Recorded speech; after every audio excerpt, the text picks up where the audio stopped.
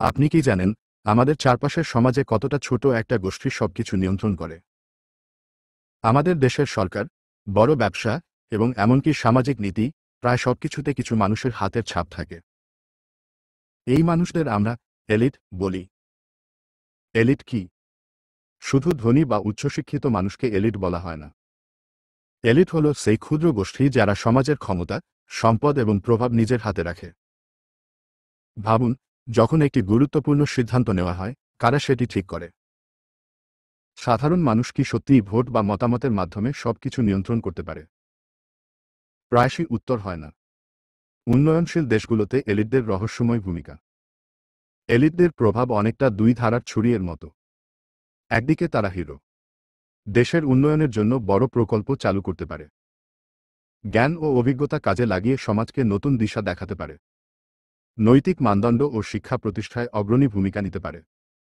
অন্যদিকে তারা ছদ্মবেশী শত্রু, ক্ষমতার জন্য সাধারণ মানুষকে পিছনে রাখে, দুর্নীতি ও বৈষম্যকে স্থায়ী করে, রাষ্ট্রীয় সম্পদ ব্যক্তিগত স্বার্থে ব্যবহার করতে পারে।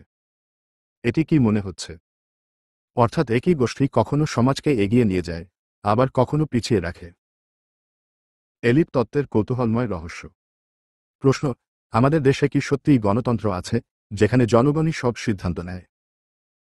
এলিট তত্ত্ব বলে, দেখে মনে হয় জনগণ ক্ষমতা রাখে, কিন্তু প্রকৃত ক্ষমতা সবসময় ক্ষুদ্র এলিটের হাতে কেন্দ্রীভূত থাকে।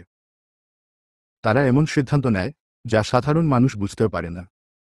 ক্ষমতা হস্তান্তর অনেক সময় স্বেচ্ছায় হয় না।